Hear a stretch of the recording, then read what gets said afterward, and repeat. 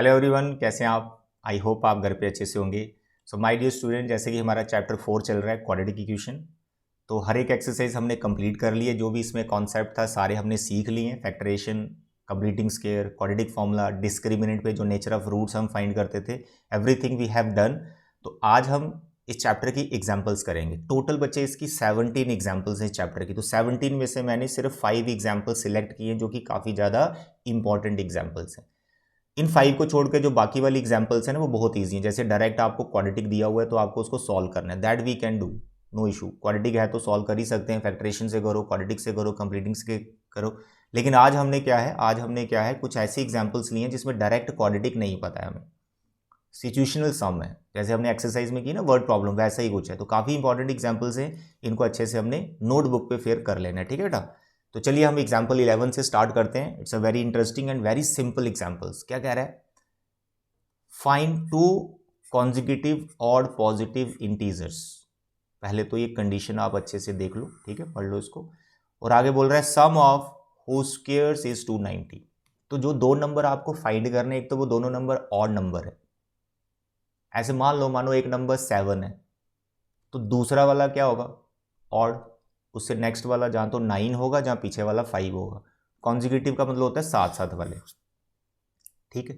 तो यहां पर पहले तो वो दो नंबर आपको लेट करने पड़ेंगे। तो अब एक नंबर अगर आप x लेट करते हो तो दूसरा नंबर क्या करोगे? क्या x+1 लोगे?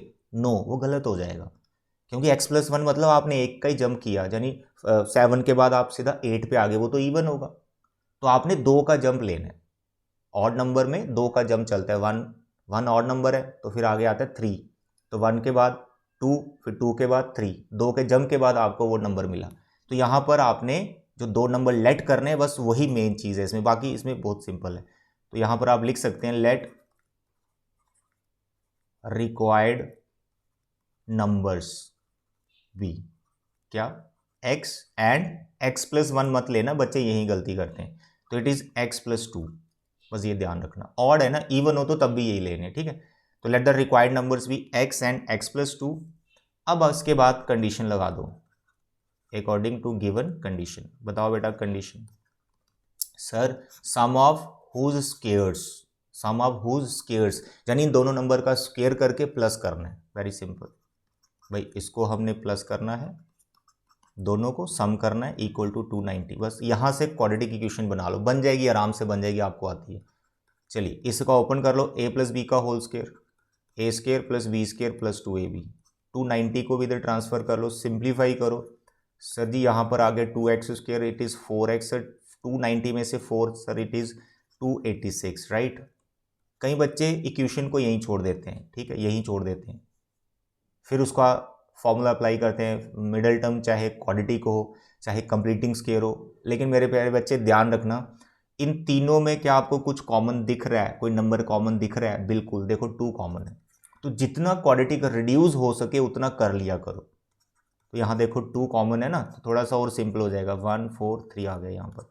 ये 2 नॉन जीरो नंबर है, you can leave it, no problem, ठीक है। 1 4 3 इज 3, दैट्स ऑल। अब बना ना, ठीक है। तो इस क्वाड्रेटिक को आगे आपने सॉल्व करना है। मिडिल टर्म स्प्लिट से कर लो, देख लो होता है कि नहीं। नहीं हो रहा, क्वाड्रेटिक फॉर्मूला करो। मैं तो एडवाइस करूंगा कि अगर आप मिडिल टर्म पे परफेक्ट नहीं हैं, ठीक है, सोचना पड़ता है बहुत ज़्यादा, तो भाई आप क्वाड्रेटिक फॉर्मूला यूज़ किया करो। ए लिखो जल्दी से, फिर बी लिखो जल्दी से, फिर सी लिखो जल्दी से, 1 4 3, ठीक है। और डिस्क्रिमिनेंट निकालो, डी निकालो। डी निकालने के बाद पॉजिटिव आएगा तो रियल रूट्स, अनइक्वल रूट्स, वो सब लिख सकते हैं, बट यहाँ पर ऐसा कुछ पूछा नहीं है। आप सिंपली डी निकाल के फॉर्मूला लगा दिया करो, ठीक है। तो आई होप इसके आगे आप कर सकते हैं, क्योंकि खूब हमने उनका प्रैक्टिस किया हुआ है कि how we can solve with the help of quadratic formula, ठीक है।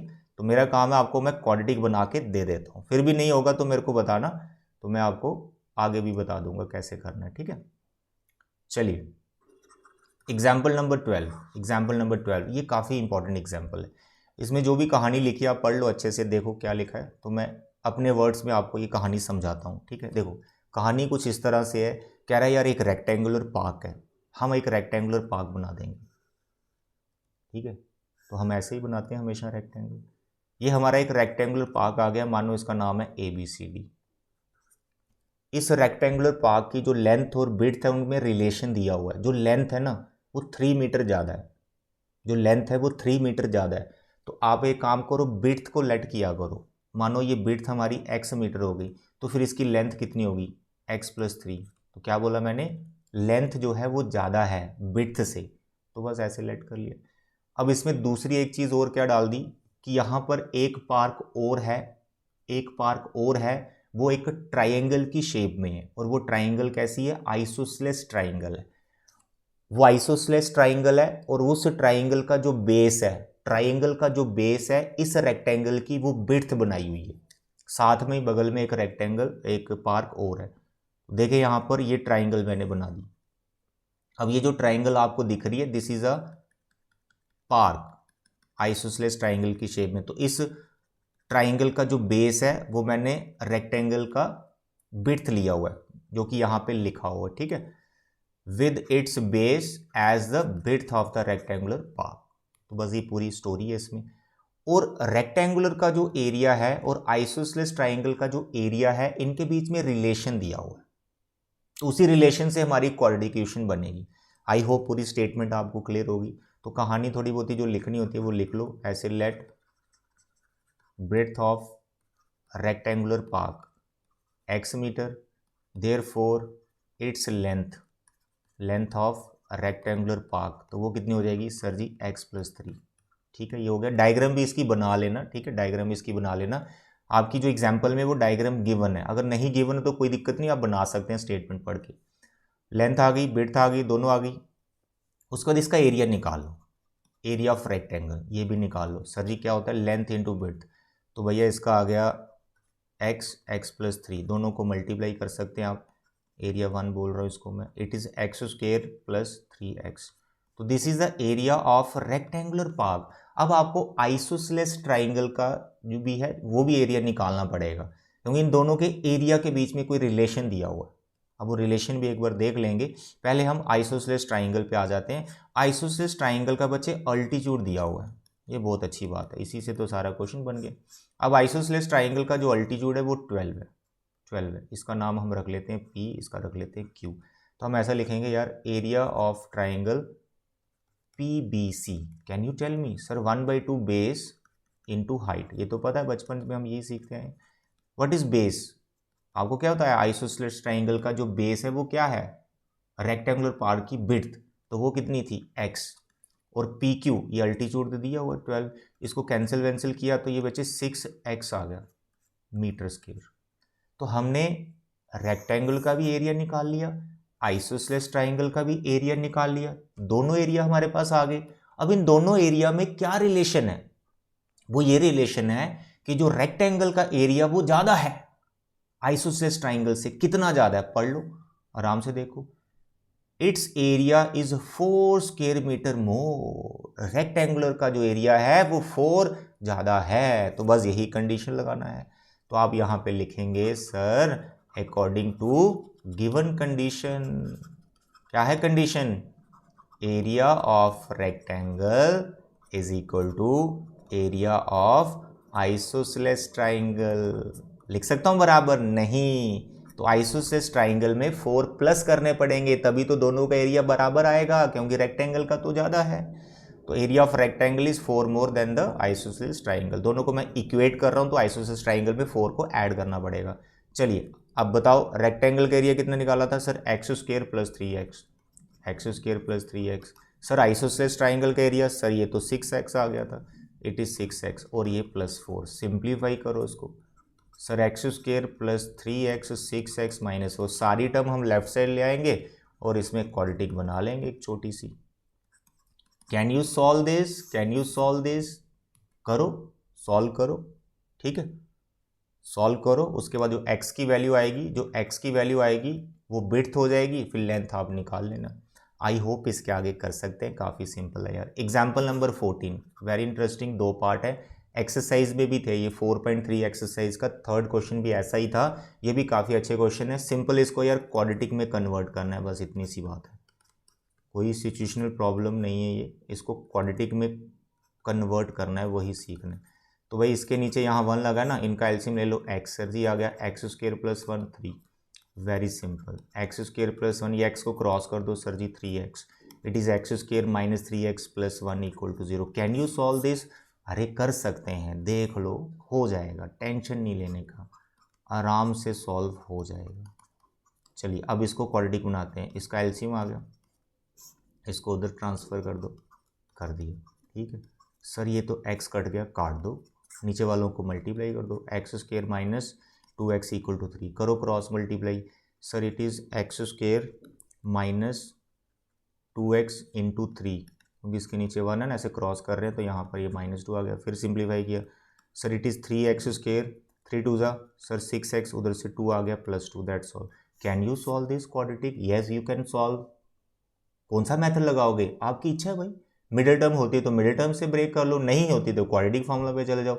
कंप्लीटिंग स्क्वायर अवॉइड कर सकते हैं क्योंकि वो थोड़ा सा टाइम कंज्यूमिंग है, तो कोशिश करो अगर मिडिल टर्म ब्रेक नहीं होती है तो क्वाड्रेटिक फार्मूला लगाओ, डी निकालो, B square minus 4ac, D निकाल के फिर फार्मूला लगा दीजिए। ओके चलिए अब आगे बढ़ जाएंगे। Next is example number 15, very interesting, very interesting, speed वाली मेरी फेवरेट। अरे क्या है, A motorboat whose speed is 18 km per hour in still water takes 1 hour more to go 24 km upstream than to return the downstream to the same spot। बहुत जल्दी पढ़ दिया sir. अरे सुनो, ध्यान से सुनो, एक बोट है, वो पानी में चल रही है, ठीक है। अब इसमें कहानी कुछ इस तरह से है कि बोट की स्पीड हमें गिवन है, ये इसलिए खास क्वेश्चन है, बोट की स्पीड हमें गिवन है। अभी आपने एक्सरसाइज के क्वेश्चंस भी देखे, क्या उसमें बोर्ड की स्पीड गिवन थी अपस्ट्रीम डाउनस्ट्रीम वाले में? नहीं थी गिवन, इसमें गिवन है। ये बड़ा सिंपल क्वेश्चन है, बड़ा ही सिंपल जा रहा है। तो यहां पर अपस्ट्रीम डाउनस्ट्रीम में मैंने बोल रखा है 4 लाइंस आपको लिखनी होती हैं।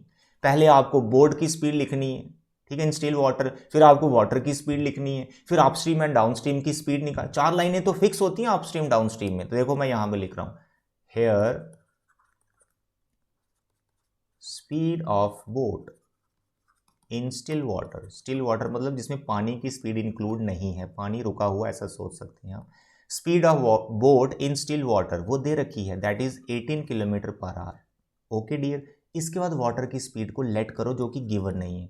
लेट स्पीड ऑफ करंट लिख सकते हैं, स्पीड ऑफ स्ट्रीम लिख सकते हैं, स्पीड ऑफ वाटर लिख सकते हैं, it is x kilometre per hour. Boat की स्पीड आ गई इन स्टिल वाटर, करंट की स्पीड आ गई, वाटर की स्पीड आ गई। अब अपस्ट्रीम एंड डाउनस्ट्रीम की स्पीड निकालो, तो आप ऐसे लिखेंगे, therefore speed of boat in downstream या फिर अपस्ट्रीम, जो आपकी इच्छा है, अपस्ट्रीम लिख लो। यानी बोट जब ऊपर आएगी तो उसकी स्पीड कितनी होगी? वाटर की स्पीड को ब्रेक करती हुई ऊपर आती है वो, तो इसमें कैसे करते हैं, बोट की स्पीड में से वाटर की स्पीड को माइनस करना होता है, दैट्स ऑल। फिर आ गया speed of boat in downstream, तो डाउनस्ट्रीम में बोट की स्पीड कितनी होगी? डाउनस्ट्रीम में दोनों को प्लस करना होता है, जिस तरफ पानी चल रहा है बोट भी उसी तरफ जा रही है, दोनों को प्लस करना है। 18 + x किलोमीटर पर आवर हो गई ना 4 लाइंस। तो मैंने बोला अपस्ट्रीम डाउनस्ट्रीम में ये 4 लाइनें आपको लिखनी ही पड़ती हैं। चलिए अब आप कंडीशन पे आ जाओ, कंडीशन अब पढ़ते हैं आराम से। Motor boat who speed is this in still water takes 1 hour more to go 24 kilometre upstream then to return the downstream. कह रहा है 24 किलोमीटर उसने डिस्टेंस कवर करना है बोट ने। होता क्या है कि जब वो ऊपर आती है तो उसको समय ज़्यादा लगता है, इट इज़ ऑब्वियस उसको समय ज़्यादा ही लगेगा क्योंकि उसकी स्पीड तब कम हो जाती है। ऊपर आते वक्त अपस्ट्रीम में उसकी स्पीड कम हो गई, साथ में उसने टाइम भी ज़्यादा लिया। कितना टाइम ज़्यादा लिया उसने? सर 1 hour मोर। इतना डिस्टेंस कवर करने के लिए 1 घंटा उसको ज़्यादा लग गया ऊपर आने में। डाउनस्ट्रीम में जितना रहा था ऊपर आने में 1 घंटा ज़्यादा लग गया। तो ये जो 1 hour का डिफरेंस दिया हुआ है यहीं से क्वेश्चन को उठा लेंगे। तो सबसे पहले आप डिस्टेंस लिख लो। टोटल जो डिस्टेंस है वो 24 किलोमीटर, अपस्ट्रीम और डाउनस्ट्रीम मतलब एक साइड का है, एक साइड का 24 किलोमीटर, ठीक है। अब आप लिखो अकॉर्डिंग टू गिवन कंडीशन, ठीक है, डायरेक्ट लिखना है, ऐसे लेंथी नहीं करना। अब कंडीशन कैसे लिखनी है, ऐसे लिखो, time 1 minus time 2 is equal to 1 hour, ऐसा लिखे, कोई दिक्कत नहीं चलता है। Time 1 minus time 2 equal to 1 hour। What is time 2? Time 1 है ऊपर आने में उसको जितना समय लगा वो t1 है, ठीक है, ऊपर आने में उसको जितना समय लगा। अब बताओ टाइम का क्या फॉर्मूला है? मैं बड़ी बार आपको बताया टाइम का क्या फॉर्मूला है। टाइम होता है डिस्टेंस अपॉन स्पीड, तो ये फॉर्मूला हमने यहाँ पे यूज़ करना है टाइम का, डिस्टेंस अपॉन स्पीड। तो T1 क्या है, ऊपर आने का टाइम, ऊपर आने का टाइम। तो T1 आपका आ गया डिस्टेंस अपॉन स्पीड। तो जब वो ऊपर आ रही थी उसकी स्पीड कितनी थी, 18 माइनस एक्स माइनस T2 क्या है, नीचे जाने का समय जो कि कम है, तभी तो मैंने T1 माइनस T2 लिखा हुआ है कि ऊपर आने में उसको जितना टाइम लगा, नीचे जाने में जितना टाइम लगा, दोनों का डिफरेंस 1 आ रहा है जो कि हमें दे रखा है। It is 24 18 plus x. I hope it is clear. तो बस ये वाला जो कंडीशन हमने लिखा है ना, इसको ही आपने ध्यान में देना है, यहीं से हमारा क्वाड्रेटिक बन जाएगा। वेरी सिंपल, अपस्ट्रीम का टाइम माइनस डाउनस्ट्रीम का टाइम, दोनों को माइनस करना है, जितना डिफरेंस आ रहा है उसके बराबर लेना है 1 आवर। अब आप इनको सॉल्व कर लो। तो इसकी टेक्निक मैंने बता रखी है कि यार सबसे पहले जो ऊपर नंबर होता है वो कॉमन ले लिया करो, और पीछे जो भी आपके पास बचा है उसका एलसीएम ले लेना है। और ये जो 24 है इसको उठा के 1 के डिवाइड में ले जाना है, इनका एलसीएम ले लेना है। 18 minus X 18 plus X, LCM आ गया, यहाँ पर हो गया 18 प्लस एक्स। माइनस का ध्यान रखना है, बच्चे यहाँ माइनस में बहुत बड़ी गलती कर देते हैं, माइनस का ध्यान नहीं रखते। तो माइनस का ध्यान रखने से देखो क्या हुआ, 18 कैंसिल हो गया कि नहीं हो गया। 18 माइनस एक्स, तो ये तो आइडेंटिटी बन गई sir, it is a square minus b square equal to 1/24। X और एक्स कितना होता है सर जी, 2x। और नीचे आ गया 18 का स्केयर कितना होता है, 18 का square 324 minus x square is equal to 1/24। Okay dear, अब आ गए क्रॉस मल्टीप्लाई। सर ये आ गया हमारा 48x और यहाँ पर आ गया 324 माइनस एक्स स्केयर। सारी टर्म लेफ्ट साइड में ले जाओ sir, x square plus 48x minus 324 equal to 0।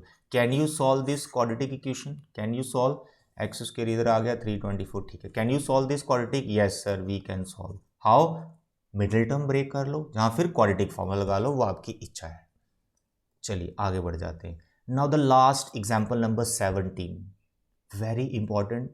और बहुत से बच्चे इसमें कंफ्यूज हो जाते हैं, कंफ्यूज नहीं होना, क्योंकि इसमें एक कॉन्सेप्ट 9th क्लास का है, 9th क्लास का, तो बच्चे सोचते हैं यार वो कैसे रहेगा, तो वही आपको ध्यान से समझना है। अब इसमें स्टोरी पता क्या है, पूरी आराम से पढ़ लो।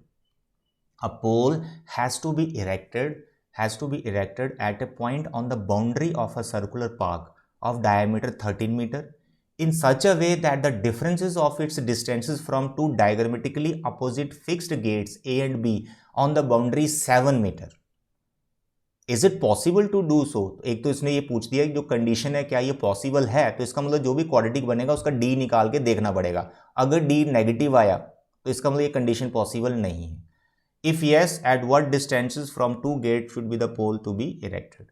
चलिए फिर कह रहा है कि अगर पॉसिबल है तो वो कंडीशन से हमें वो सॉल्व करके दिखाई, करते हैं सॉल्व। देखो सबसे पहले सर्कुलर पार्क जो भी है हमारा, ठीक है, जैसी भी सर्कल बन रही है देख लें, दिस इज सर्कुलर पार्क। कह रहा है किसी एक पॉइंट पर उस सर्कुलर पार्क की बाउंड्री पर एक पोल है, तो let this is the P pole. Okay, फिर कह रहा है इस पोल के दो डिस्टेंस उसने लिए हुए हैं, कहां से कहां तक। देखो कह रहे कि अगर आप इस सर्कल का डायमीटर बनाते हैं, ये ध्यान रखना, देखो डायग्रामेटिकली ऑपोजिट गेट, इस सर्कल का अगर आप डायमीटर बनाते हैं तो डायमीटर के जो एंड पॉइंट्स हैं यहां पर दो गेट लगे हैं, ये ए गेट आ गया और ये बी गेट आ गया, आगे 2 गेट्स। इस पोल का इन दोनों गेट से जो डिस्टेंस है उनका जो डिफरेंस है वो दिया हुआ है। वेरी इंटरेस्टिंग, ये पोल का इस गेट से डिस्टेंस, इस पोल का फिर इस दूसरे गेट से डिस्टेंस, इनका जो डिफरेंस है वो हमें दिया हुआ है 7। समझ आ गई, डायग्राम बना लेना, काफी हेल्प मिलेगी। अब यहां पर आपको 9th क्लास का क्या कॉन्सेप्ट लगाना है, जहां से क्वाड्रेटिक इक्वेशन बनेगी कि भाई ये तो डायमीटर है, जैसे उसने बताया डायमीटर के एंड पॉइंट पे पोल बना रखे गेट, तो ये जो डायमीटर आपने बनाया और ए को पी से ज्वाइन किया, बी को पी से ज्वाइन किया, तो ये वाला जो angle A P be create हुआ ये कितने डिग्री का है, ये 90 डिग्री का एंगल है। 9th क्लास में आपने एक थ्योरम पढ़ा है, angle in the semi circle is 90 degree. तो भैया जब आपने डायमीटर बनाया तो ये सेमी सर्कल ही होगा ना ये वाला पार्ट, तो उसके अंदर एक एंगल बन रहा है, तो ये 90 डिग्री का है, तो यहां से क्वाड्रेटिक इक्वेशन बनेगी आपकी, बस ये ध्यान रखना है। चलिए, तो ये डायग्राम से मैंने पूरा क्वेश्चन लगभग आपको समझा दिया, बस वो लेट वेट करने वाली चीज़ें हम थोड़ा सा लेट कर लेते हैं। अब लेट करने में हम ऐसा करते हैं, तो पहले तो इसका डायमीटर दे रखा है 13 मीटर, ठीक है, और ये जो दो डिस्टेंस है AP और BP, इनका डिफरेंस दिया हुआ है 7, तो किसी एक को x ले लो, दूसरा x+7 हो जाएगा, डिफरेंस तो 7 ही लेना है ना। तो यू कैन राइट लेट, पहले वैसे लिख लो, let P be the pole, let P be the pole and A and B are two gates, ऐसे लिख दो, are two gates at end points of diameter। ठीक है बेटा, ऐसे लेट वेट कर लिया, लेट वेट कर लिया। उसके बाद आप लेट करो AP को, लेट करो, let AP equal to x metre, therefore जो BP होगा फिर वो कितना होगा, x+7। ठीक है, ये समझा दिया मैंने आपको कि भाई इन दोनों डिस्टेंस के बीच में जो डिफरेंस है वो 7 का है, तो एक को अगर मैंने x ले लिया तो ये कितना होगा, x+7, और AB जो हाइपोटेन्यूज है, जो डायमीटर है, वो तो हमें पता ही है कितना है, 13 मीटर। होगी कहानी। अब आप यहाँ पर ये उसको बताएं, here angle APB is equal to 90 degree, why, it is reason देना क्या, angle in semi circle, angle in semi circle is 90 degree, that's all.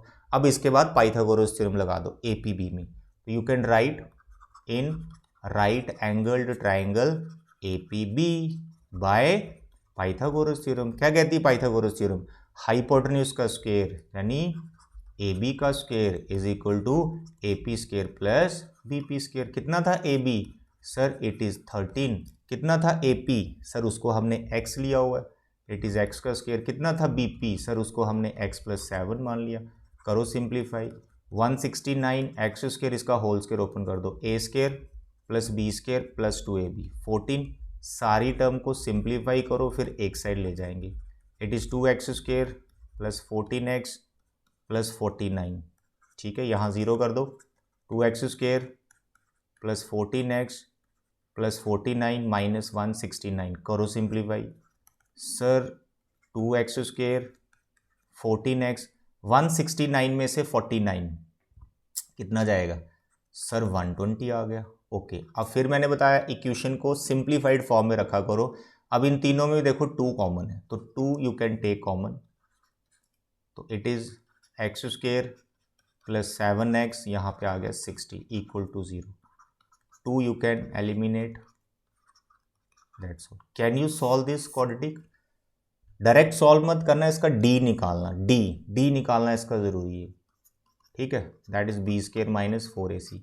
अगर d नेगेटिव आया तो बोलना जो गिवन कंडीशन है वो पॉसिबल नहीं है। अगर d पॉजिटिव आया फिर आपको इसका पूरा डायमेंशंस निकालना है कि कितना है AP और कितना है BP। ओके डियर, तो ये थी आज की 5 examples, very important. I hope आपको ये समझ आई होंगी। अब आपका काम है, आपकी ड्यूटी है इन 5 एग्जाम्पल्स को अपनी नोटबुक पे फेयर कर लेना है और इनको बार बार प्रैक्टिस करना है। इसी के साथ हमारा चैप्टर 4 कंप्लीट होता है। Clap for chapter 4। Next lecture आपको चैप्टर 5 का मिलेगा और सिलेबस हमारा अभी धड़ाधड़ आगे बढ़ेगा। थैंक यू बच्चे एंड गॉड ब्लेस यू।